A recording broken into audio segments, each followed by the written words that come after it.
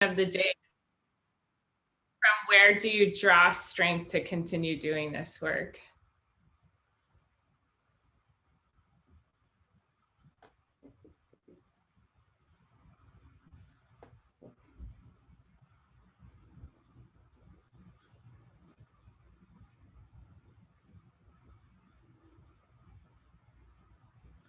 We're going to wait just a minute. We've been waiting until about 2 minutes after to get started, just because so many folks joined in the first couple minutes of the call. We had a whopping like 215 people on the call last week. It was a really well attended call. I think everybody was excited to hear from Amy, and today is going to be very fast moving. So it's going to be a quick succession of important information, because just so darn much is happening right now that we want to make sure that you are up to speed on all the information coming. So if you're just jumping on the call, the question of the day is, from where do you draw strength to continue doing this work? And you can shout out your answers or put them in the chat.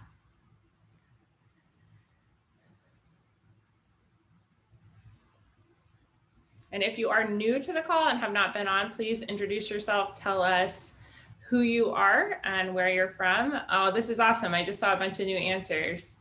It looks like from the results of the work being done, that's a good one. That's from Rich. Gratitude for the opportunity to have meaningful work. No kidding. Deb, that's nice.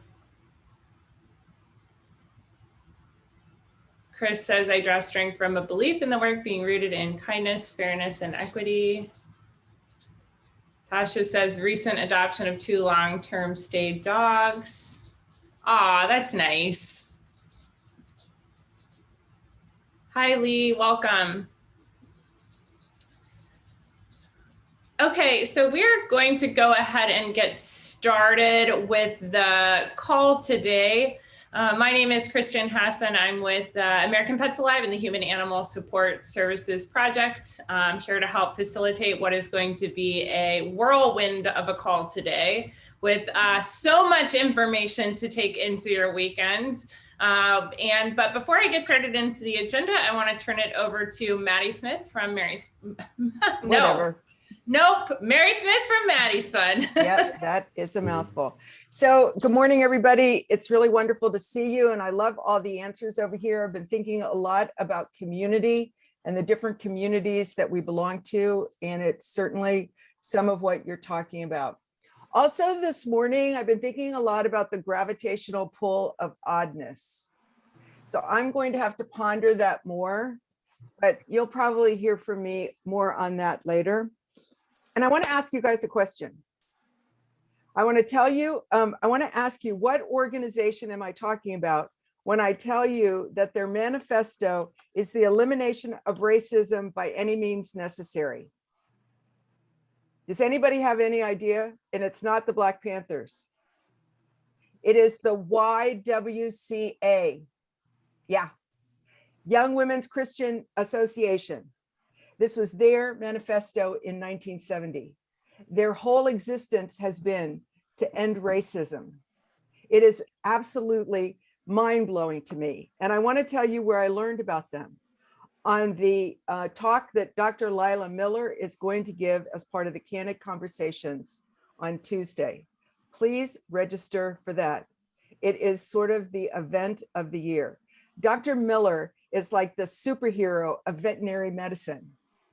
And her superpowers, stubbornness, tenacity, compassion, she is a force of nature. And what she has had to experience in order to make the work that we do as good as it is for the animals and people that we care for, it's a debt that we will never, ever be able to repay. She is truly, truly our national treasure. So please, if you haven't signed up for it, do so. Watch it again and again and again. She is an amazing individual. And I'm so glad we still have the opportunity to be able to interact with her. So with that, I am out. Remember, gravitational pull of oddness. I think there's something there. Don't be out yet, Mary. What is happening with your ceiling? What do you mean? There's more dinosaurs. Are there more dinosaurs? Seriously, there are more dinosaurs. It is amazing what Amazon and $10 can do. Yes, more dinosaurs. Amazing. I am Good spot, definitely. Nancy. Yes. Great. So I just want to share one thing with you really quickly. I'm going to share my screen for just a moment.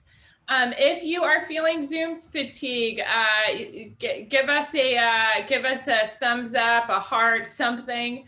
Yeah, if you're feeling Zoom fatigue. So a lot more folks are reporting that they feel exhausted midday, their brains hurt, they feel like they don't have the creative juice they used to. This is from TechCrunch. It's a little bit, it came out earlier this year, but it's really important if we're talking about self-care. So the first graph is the stress level happening in your brain if you take no break from Zoom as you go through hours. And then the second is what happens to your stress level when you take breaks from Zoom. And you can see that significant decrease when you are not on Zoom. And then at the very top of the article, they actually show what happens, the changing brain patterns that happen when you do take breaks and when you don't take breaks from Zoom.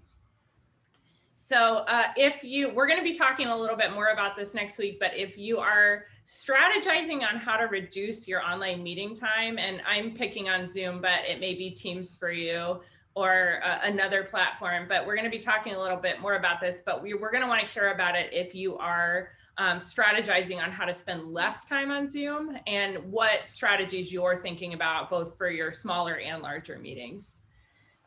So we are now going to turn to a couple of folks who are with national or non-local organizations.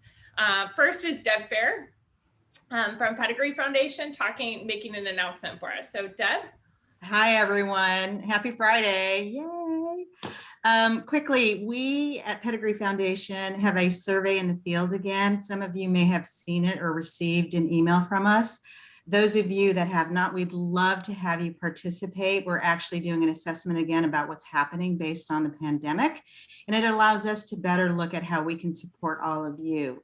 The deadline for that survey, I'm going to put it in the link, is Sunday at midnight Pacific time. So we'd love to have you join us. Thank you.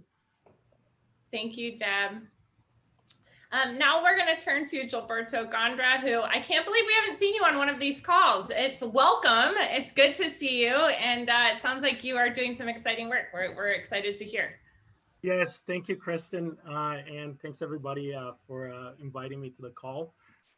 I know I have 5 minutes, so I'll get right to it. I haven't been around for a while because I've been investing in companies that make a difference and intentionally looking for diverse teams. And part of that process, I've created my own diverse team to solve a problem that I saw becoming bigger and bigger during the pandemic.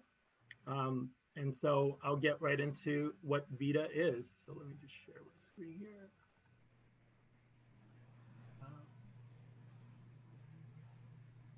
There you go. So the last 8 months or so, we've been hard at work at this to create a veterinary telehealth platform that is directly addressing the issue of accessible veterinary medicine. And so back in 2016 or I believe 15, I remember Dr. Blackwell's talk moved me so much. It made me want to quit pet health right then and there and move to Tennessee and start working with him on the problem. But I don't have a master's in sociology or a veterinary medicine degree.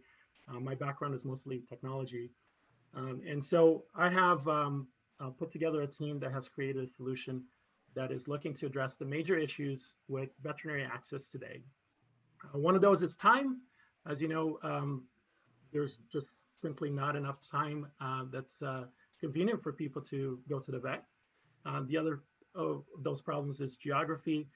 Some people are in veterinary deserts and they might not be able to access a clinic, even if they are close to one because of transportation. And the last one, but not least, is the issue of cost. Veterinary care continues to go up as more corporate consolidation happens. You know, a good friend of mine is a veterinary economist here in Canada, He does the VMA pricing for most provinces in some states. And the cost of purchasing a veterinary practice is at an all-time high. The multiples on EBITDA are approaching 20 times, and so that is just going to make costs more and more expensive. So we created a solution that addresses the time by providing veterinarians who are in different time zones in the world. So this would give you 24/7 access to veterinarians from South Africa, Australia, and Canada who are available 24/7 because they're on their own time zones. It also is completely mobile friendly and doesn't require an app. It's strictly through your phone's browser, whether it's iPhone or Android. And finally, it is affordable. The price is as little as $15 a month, and that is unlimited veterinary access 24/7 for all the pets in your household. And it also has a component, I'll just skip through this, a component of insurance. As you know, I spent 20 years in insurance, but it is not insurance. We have created essentially a emergency disbursement of $3,000 one time per household per year, which the metrics have shown so far to work really well in terms of long-term sustainability. And what we try to do with that is to really be a stopgap between people who can't afford insurance or have too many pets, but still want to be able to take their pet to any clinic in case there's an emergency. And then finally, the reason why we're talking to you today is in order to kickstart this and get people involved, instead of spending a bunch of money on direct marketing on Instagram, etc., we decided to give first. And so we created a campaign with foster families. And we are pre-funding the first 10,000 foster families that sign up. We have the vets online anyways. We pay for them to be there, and so they might as well be working. And the goal for that is that we will have you sign up with us and be able to give a link to your fosters to use the program freely. This doesn't include the emergency care or the emergency component. This is just for the live chat. But what we hope this will do is allow you to support your fosters better. I know most of you have started to expand your foster services. If you haven't already, you should probably look at that because it can help your capacity for care, as you all know. I would love to thank you and thank specifically Maddie's Fund. I'm wearing my t-shirt today from the last conf that I was at, and thank Brad and Kristen for bringing me up, on short notice. I really appreciate this opportunity. Go to vita.vet/foster today to sign up your shelter team and your foster team. Thank you very much. I'll take questions if I went too fast. So if you don't mind unsharing, and we can take like 2 quick questions. We've got so much to get to today. I think the question, Nancy wants to know your thoughts around California veterinary laws restricting telemedicine. Yes. Yes, can you address? I was curious about that too. The beautiful VCPR navigation, which is like a 8-tier stage of different ways to establish VCPR. We are not replacing veterinarians. We are not diagnosing or even prescribing through the platform. And if I can, I just like really quickly here show you this. This is a chat that I had this morning. And essentially, this is about getting people access to proactively reach a vet.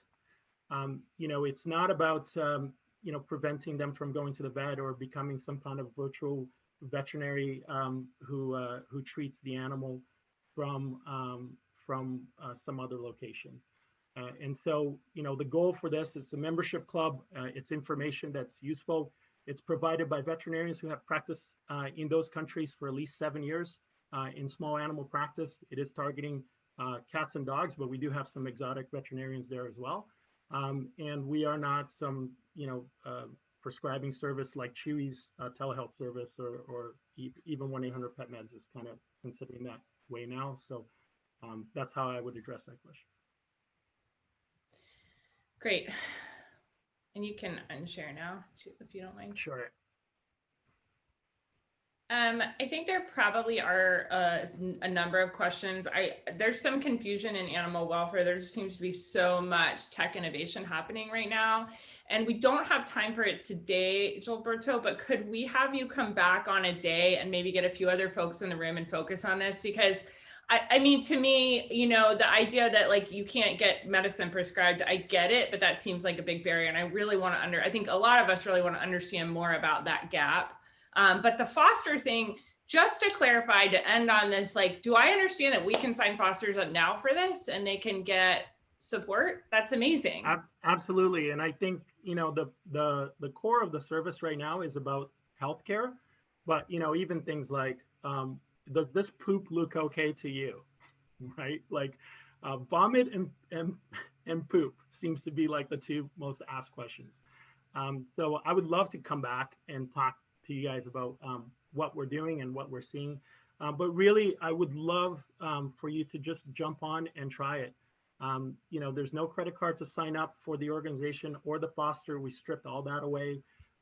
You know, if they want to purchase the service and the membership, that's a separate thing. That's for like pet parents. But for foster people and shelters, you know, we've been talking to a large shelter here in Canada who's spending about $1,500 a month just managing, you know, these calls. Like it's just expensive, you know, and this provides somebody the ability to get on the phone right then and there from wherever they are and not wait and not let the problem get bigger. And it avoids another inbox item for the shelter medicine team at that shelter to deal with on a Monday. So it's awesome. Yep. Okay, we got to move on. Thank you. Right, thank you very much. Thanks for being here, and we will have you back soon. Right on. We're going to move on now to Brad Shear offered to come and talk about the situation in Afghanistan. And it didn't strike me to even think about animal welfare. I wasn't familiar with the animal welfare organizations working in Afghanistan. And Brad did a post about this, brought it to our attention, and he's connected to the folks doing work in Afghanistan. And so he's here to talk a little bit about NAWZAD and what they need and what the situation is there. So Brad, welcome. Hello. Trying to share my screen. Trying to start that. I don't know why it's not. Hopefully you can see that. I don't know why the slideshow won't actually start, but I can work through it. I threw this together very quickly. So hopefully for some reason I can. Can everyone see the screen? Hold on. For some reason it's not actually working for me. We can see it when you share, but it's not in present mode. Okay. Getting there. All right, now I think it's working. So as Kristen said, NAWZAD is the first animal welfare organization in Afghanistan. And we got connected to them. I first met the CEO there about 4 years ago when he came to town to see us. And so this doesn't look particularly good because I threw it together really fast with the last day, but I'll run through what I know about them and what's going on now. So there we go.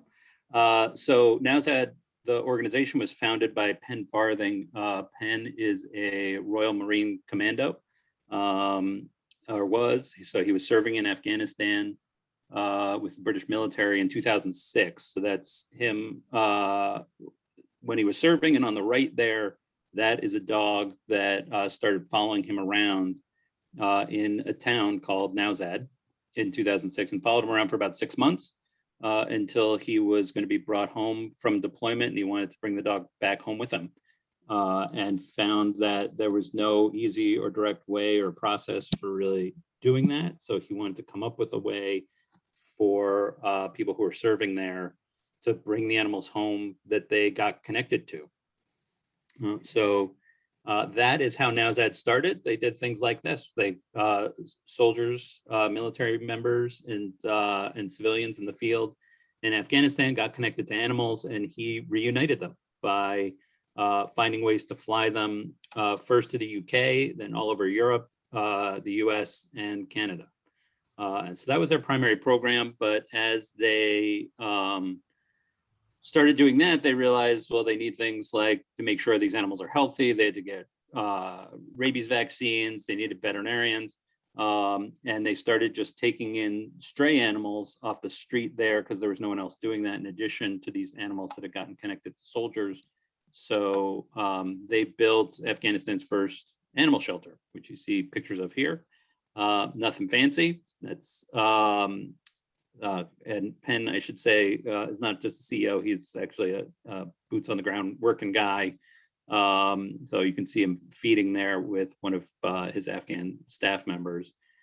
Started out with dogs, started helping cats, and then expanded to a working animal program. The donkeys are very common working animals in Afghanistan and often not well taken care of. So they started taking them in to rehabilitate them, help them out, and also teach people how to properly care for them. You know, a lot of it, just like we see here, people just didn't really know how to properly take care of the animals that were working for them, so they could actually didn't try to stop them from being working animals, but made them healthier, more effective working animals. So Penn, in order partially to tell his story and to raise funding for Nowzad, started writing books about what he did. I believe some of these are still in print. You can certainly get them as ebooks if you want to read about more about Penn's experience building the shelter and the organization. Obviously the first one is how they started. So Wiley is a dog who was adopted from Nowzad, not one of the military transfers, but just someone in the UK who adopted them and became, as it says, the winner of Scruffs, which is sort of a mixed breed dog show competition, the leading competition for mixed breed dogs in the UK. So really, really great story. For a while, we were selling these books at the shelter to raise money for them as well. So when Penn came to talk to us a couple times at the Potter League, stopped in Newport, and we set him up in our training center one time and at a hotel conference room. Another time, about 120 people came to hear him talk. And one thing that became really clear anytime you hear him talk about Nowzad is I think for him, pretty much equally with his mission to help animals is a mission to help the women of Afghanistan. For the first time 20 years ago, when the US and the UK went in, women, for the first time in a long time, women were able to go to school again and able to hold jobs. Nowzad employed the first women to become veterinarians in the country. And the two women at the top are both Afghan veterinarians. And I couldn't find the picture that he had, but he has photos of his veterinarians, these two women, teaching veterinary students who are mostly men. So about 500 veterinary students have come through Nowzad to learn from these veterinarians. And, according to him, in Afghanistan prior to recent years, it would have been unheard of for women to be the instructors for male students. And on that picture on the bottom is women who are making crafts to support Nowzad. So the women are being paid for their work. And it started, he said, women started showing up on their doorstep and making little bracelets and things. That's when he came to see us, he brought some along to show us and to sell to people at his talk. And they just came because it was a safe place for them to be. And Nowzad would reliably buy the items from them to sell. And so he's providing, they're trying to provide sort of a sustainable income in a safe place to go to work for women of Afghanistan in all kinds of different jobs. So something Penn talks about, whether you can, this is him talking, not me. I don't know anything about the politics of the military of Afghanistan. Is his position that that what the Americans and the British were doing there was changing the lives of women for the better in a way that never would have happened without them being there. And so this is, I would say, for him equally as important as the animal care. In 2015, Penn was recognized as the CNN Hero of the Year. You can see at that time they had reunited about 700 soldiers with animals that they had met in the field in Afghanistan. That's more than doubled now. And I just thought it was cool that he met Anderson Cooper. So I threw that in. And that's the only time I've ever seen him wear a suit. I don't think he does that very often. This is Penn visiting us in Newport. So like I said, he did a couple talks for just people in our community. We got connected to him through the woman who's in the top left corner in the gray shirt, who is a civilian military support services who is in Afghanistan, and he helped her get a cat back to the States. The U.S. Naval War College is in Newport, so we have a lot of military in the area. And so she was working at the War College and invited Penn to visit. And so we made it a whole thing. And as you can see, of course, after his talk, we went to a bar, and the bar did a fundraiser for him. So there's actually a line out the door, people looking to support Nowzat at that fundraiser. And the folks in the bottom left corner, the woman's a volunteer for us. And that dog is a dog that we helped bring in from Afghanistan for them to adopt from Nowzat. So that, the adoption program to the non-military people, I would not say is their primary focus, but is still something that they do. More to the UK, I don't think they can do it in the US right now because of the limitations on international transport. But we did a few adoptions of those dogs through the Potter League and helped facilitate a few that just went directly through Nowzat. They did have a documentary, or I guess it's not really a documentary, it's a sort of live action show on Discovery Channel called Battle Dogs. I don't think Penn ever really loved that title because they're not really dogs in battles. But this was a way for them finally to get really strong, sustainable funding for Nowzat. So everything they did, the books, the TV show, all that goes into Nowzat. None of it is, it's not going to Penn. And that series was in 2019, and I think it was planned to continue. I'm not sure if it's going to continue, but you can stream it on Discovery still now. So today, sort of the best thing you can do probably is to follow Nowzat. Penn is still doing regular updates through their Facebook page. You can follow them on Facebook. You can follow Penn Farthing on Twitter as well. And he's been updating their situation. And the situation right now is, so Penn's wife, who worked for another NGO in Afghanistan, has gotten out. But he's got about 24 staff members who work for their shelter who are Afghan citizens. And when you add the families of those 24 people, you're talking about between 75 and 100 people who he's trying to get out of the country, along with about 100 animals. He was raising money. That's what we initially were trying to help him do through our social media and other contacts, was trying to help him raise money to charter a plane to get everyone out. And so he got the funding to charter the plane. The problem he's having now is, one, is continuously getting more difficult to get to the airport. And he is trying to get all his staff and animals into the UK and has not gotten permission to bring the Afghan citizens into the UK. He could leave at any time. He's a citizen. He could, if he can get to the airport, he could get on a plane and get out. But he's refusing to leave his Afghan staff behind. I think he knows there's especially a risk for educated women who are left behind in Afghanistan with the Taliban taking over. So his plan at this point is, what he's attempting to do now is to put political pressure on Boris Johnson and other leaders of the British military. Same with US leaders, so the people could come here, the animals can't because of the limitations on international transport. The animals couldn't come, the people could come. And so, currently he's sort of waging a political campaign to allow those people to come in.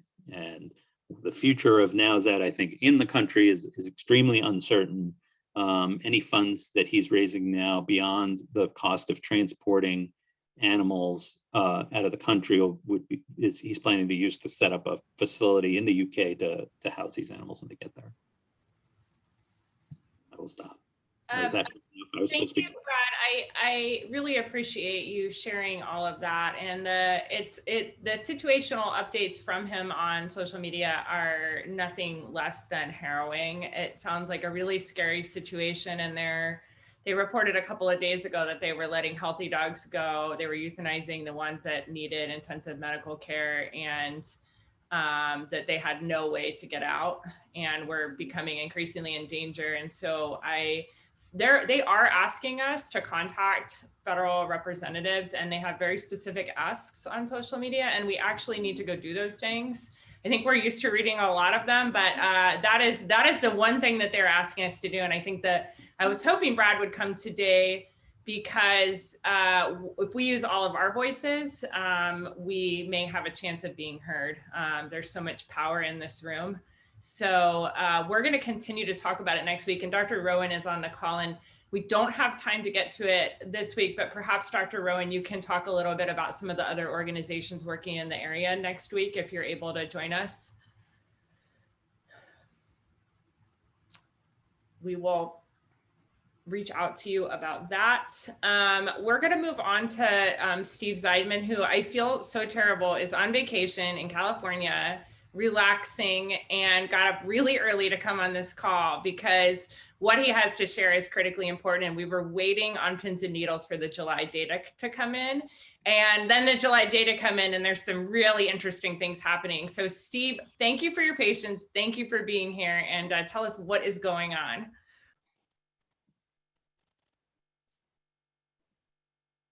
But first I have to unmute. That'll be helpful. Now I got to share my screen, and let's talk about it. Let's share. All right. Let's see if I could go into presentation mode. So used to having my setup. So I am coming from just outside of Sequoia National Park. So I had to find the spot that had the best internet. So hopefully everyone can hear me and see me, and I'm sharing. Let me go into, there we go. Let's talk about it. So just so you know, again, this is all I was working on this while I was on vacation. So I'm not doing the full presentation that we would normally do, but I really encourage everyone to go to petpoint.com/industry_data and check out our new data dashboard that is in beta. You'll sign up for it. It'll send you a link, and then it's meant to be an interactive experience to take a look at the data. So we're not going to go through the entire data set there, but actually you get to do it. So I'd love you guys to go through that and experience it and get your thoughts on it. It's really trying to take all the reports that we created through the pandemic and make them permanently available for people to take a look at. And it's meant to look at year over year data. So I definitely take a look at that and get your sense on that, and feel free to send me feedback on that before it becomes our official platform for how we deliver data back to customers. But so what I'm going to do is I'm going to cover specifically what I covered in my blog. And first off, so I'm not going to cover cats.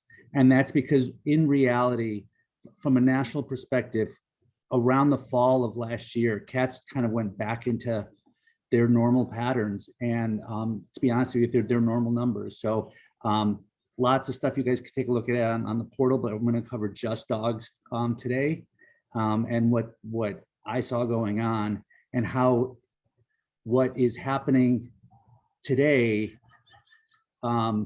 does seem extreme and does seem out of character, but there's also some where it does match some of the characteristics from 2019. So it's not completely foreign. So I think it's really important because it does put in context the data. So let's start with it. The most important thing I noted in my blog was our shelters are as full as they were in 2019 now. That is not untrue. So here you could see that line. It almost touches where it was for what's in shelter. But if you look, we've done better with our networks, our foster network. So we have more animals in foster than we've had in previous, and our shelters are just about as full as they were. So it does say that we are now at or even slightly above where we were last year. Now, granted, if you look at the trend for 2019, it does build at least another month before it drops. So something to keep in mind, is this what, where this pattern falls? But we are definitely at the same level as we have been in 2019. And that's, of course, concerning to all of us because we thought we were way below that. So just something to keep in. So that's to say, yes, everything you're experiencing is actually happening. It's not just a random thing. Like I mentioned, the one, I say a good thing is where our foster networks are supporting that extra capacity. The numbers are going up. That is July is usually a period where fostering might go down, but our foster networks are stepping up. So people are using the foster networks to take animals into foster. So that's really important to note. So that's a positive that all the work we've done in fostering seems to be kicking in. Still below last 2019 and even 2020 numbers, I should note, but at least it's up. So that's important. Now, we usually, when we say, okay, the volume of animals in the shelters is way up, so that must mean intake is up. It is not. Intake is not up. As a matter of fact, it's down a little. It's a little bit. I mean, that's not a significantly huge drop. So I wouldn't focus on the drop, but it's not building. And this is a period in when it would normally build for dogs. So it is definitely not an issue specifically affecting overall intakes. Now, this is a great spot for you guys to look at the data in the portal, because there are some that are up, there are some that are down. Particularly, transfers continue to drop and drop significantly.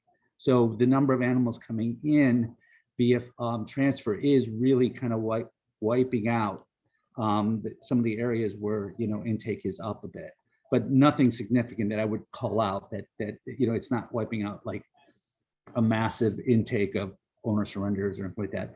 Returns are up a little bit, and I think that's worth noting, but owner surrenders are down. So, but transfer in is definitely, now significantly below not only 2019 numbers, but way below 2020 numbers. So that's really, you'll see that's having the greatest impact on our numbers. So then how's that affecting length of stay? Well, length of stay is up.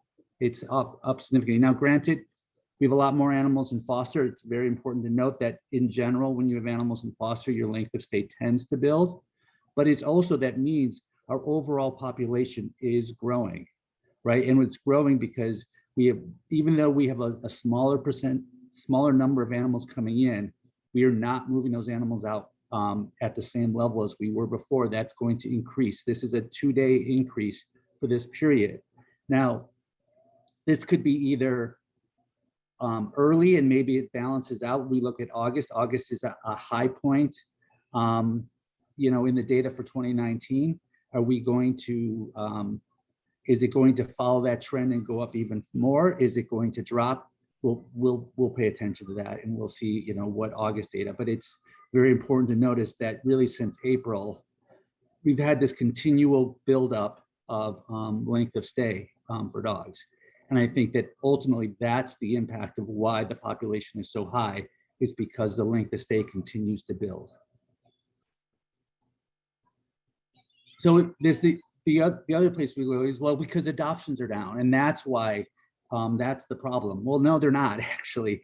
For this period of time, they are up a bit. Now, granted, you have to have a certain number of animals coming in for them to go out for adoption. So you had a drop of animals coming into the building and a slight increase of adoption. So I would not put this, you know, in the hands of the fact that this is, you know, well, everyone's, you know, traveling again, so no one's adopting anymore. People are adopting, you know, at a reasonable level. So I wouldn't, you know, I wouldn't blame that. Now that doesn't mean we can't use, you know, trying to increase adoptions. It's now nowhere near 2019 level, but our intake of animals is nowhere near it was at that same period of time. So it is very interesting that, you know, adoption is not really, you know, the lack of adopters is not really the cause of this. Again, it's transfer, right? Transfers, transfer outs are not happening. So if obviously organizations are not taking those animals in, that means they're not going out to transfer either. Again, with them way below, you know, 2,000 below where they were last year, and almost 30% below where they were the year before. That's really impacting this, and that is one of the biggest factors. So when you talk about the fact is length of stay is up, population is up, even though intake is down, what's the impact? The impact is since February, we've had a 70% jump in euthanasia. That is the impact of it. Now, this is what's really important, and this is why I say that. And I saw that data originally, and I just started like freaking out. Like I just kind of went into that kind of freak out zone. There is some seasonal pattern to that. If you look at the 2019 numbers, this is one of those things where we looked at dogs and cats together all the time. Like we always look at them together. We didn't realize the fact is there is a little bit of seasonality for dogs. Now, granted, we're talking if you put cats in here, it would be, you know, that massive shift. You wouldn't have seen this, but there is this sort of period from February to July where euthanasia does increase over time. The question will be is what will we see in August and September? Will it drop the way it does?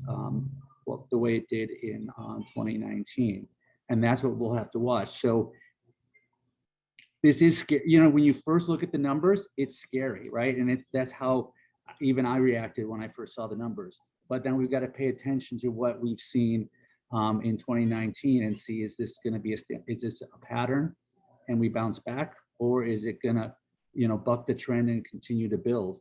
And I think that's what we'll have to watch.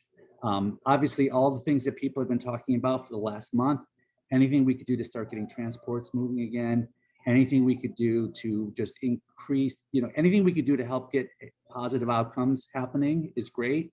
I think people are definitely doing the work with foster, though it does worry me that the more we depend on moving animals to foster, all we're going to do is increase the length of stay and not actually, you know, accomplish the positive outcomes that we're looking for.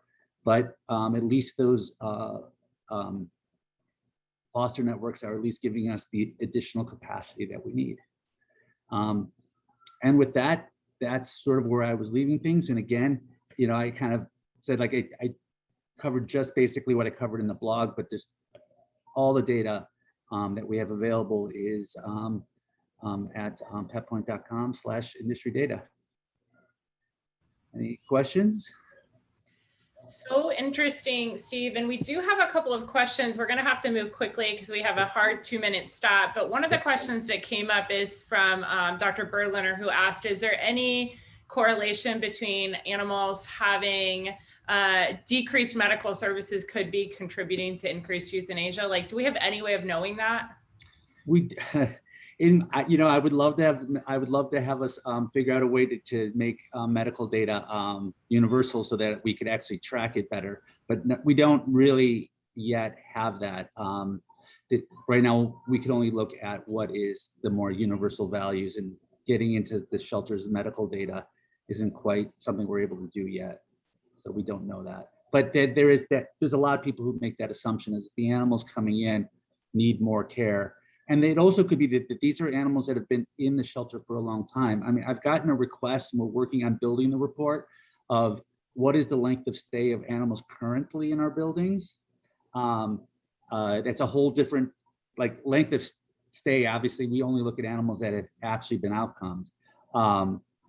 It'd be really interesting to see that, because there's a part of me, and I think there's a lot of people out there who are thinking this, that thinks that we've been holding on to these hard to place cases for a very, very long time when we had capacity. And now we're having to make some hard decisions. Now that capacity is growing, so that could be a concern, is that the animals that are in our care, there's a lot of them have been there a long time. Okay, thank you so much, Steve. I know there's a couple other questions, but we've got to move on to our last speaker, who also has some important stuff to share. So perhaps we can continue this conversation and make sure that we get these questions answered next week, because this just raises as many questions as it answers. So thank you so much, and thanks for taking time out of your vacation to be here and share this with us. We really appreciate it, Steve. No problem. Thanks, everyone. Okay, have a good trip. I will. Thanks. Okay, so we also today have Brent Tollner here from Best Friends Animal Society, and two big pieces of information have come out of Best Friends recently. So I am not sure which he's going to focus on, maybe both, but Brent, tell us what is happening at Best Friends and what you all have been learning in terms of data and survey results.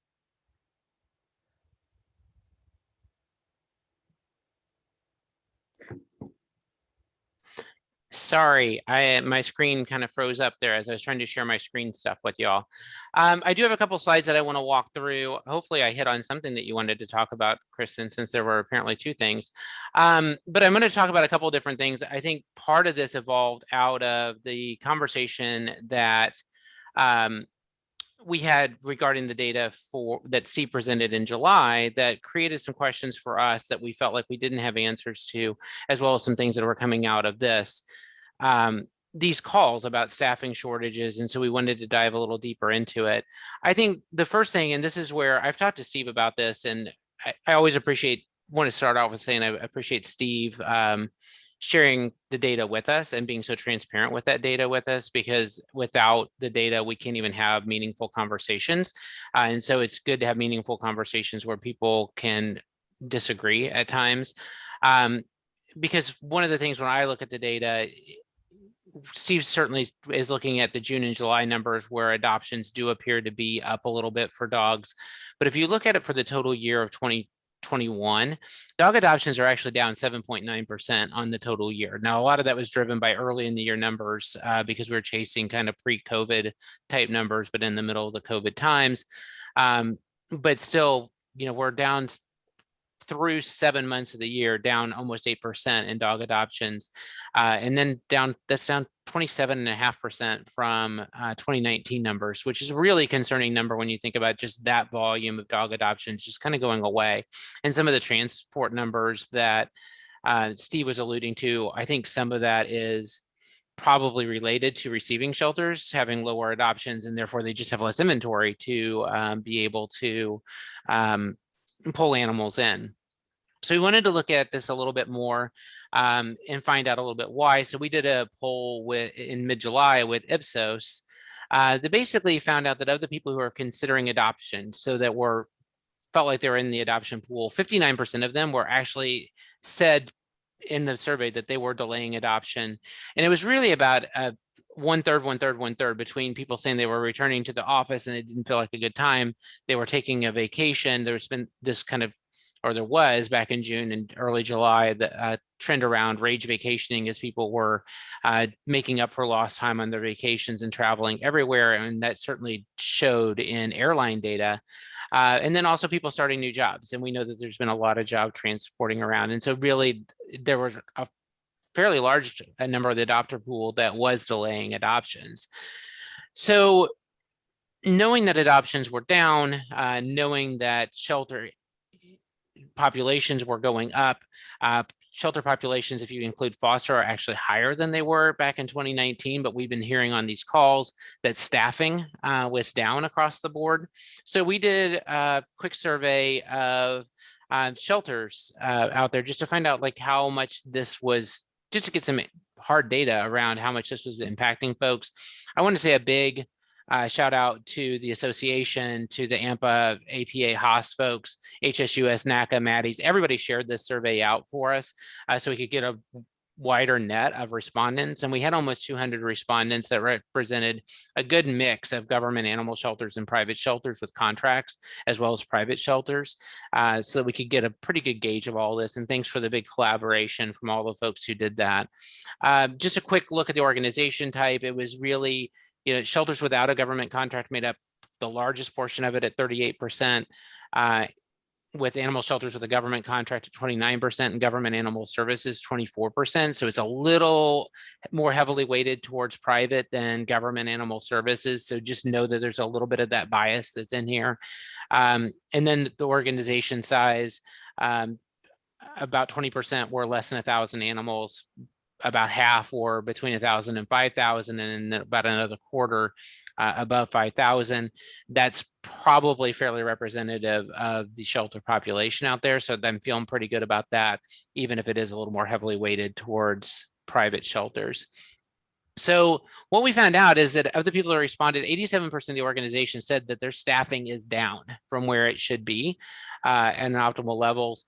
About 40% said they are operating between 10 and 25% reduced staffing levels. 22% of shelters, so almost a quarter, said that they're more than 25% below normal staffing levels, which is a really substantial, like both of those are pretty substantial gaps. The rest of them were less than 10%, so I don't think those are probably hurt that badly, but that's 62% of all the shelters that represented this that said more than 10% of their staffing is reduced right now.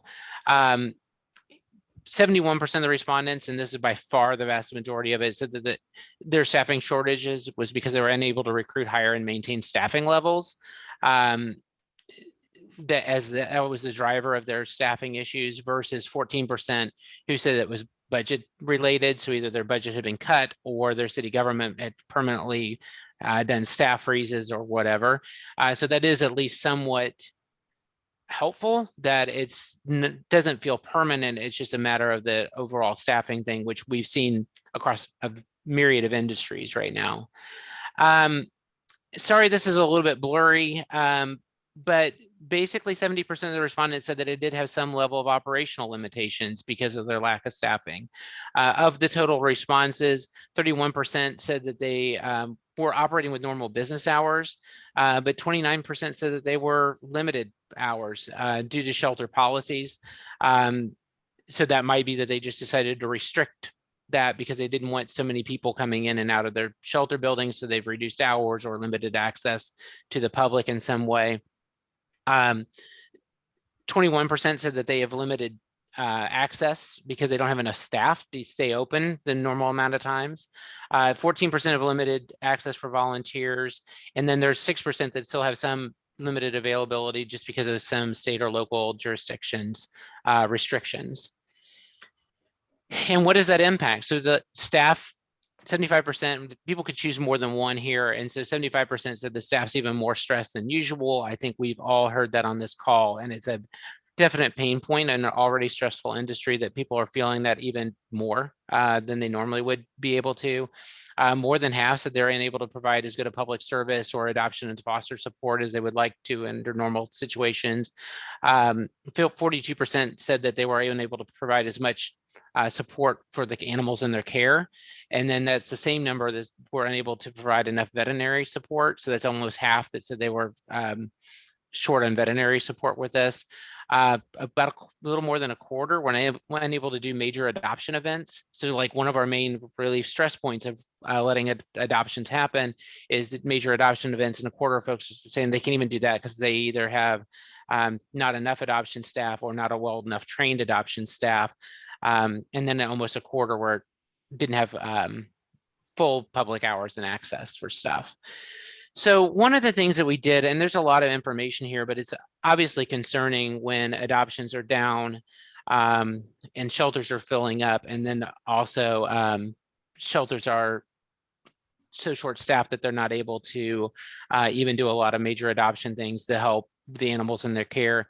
I did want everybody to know, I know a lot of the folks on these calls are from larger, fairly well-funded organizations, and so you all have your own marketing teams, but we did put together a marketing toolkit that is customizable for people to help increase adoptions at their shelters. And it's really around going out again, come home to happiness, and the happiness being that pet that's coming into your shelter. And so if you know of an organization that's struggling that would need a little marketing support or could help with some traffic drivers, point them this way, because we're always happy to share that out with partners and make that free and available for folks who may not be able to have their own marketing teams to be able to do stuff. And so with that, I am wrapped up. I am going to stop the sharing and hopefully answer any questions that we have.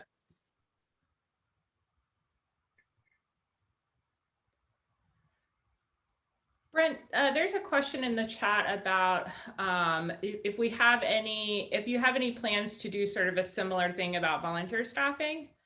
You all can't see it because somebody wrote it to me in a private chat, but have you all looked at that, or will you be looking at that as part of this issue?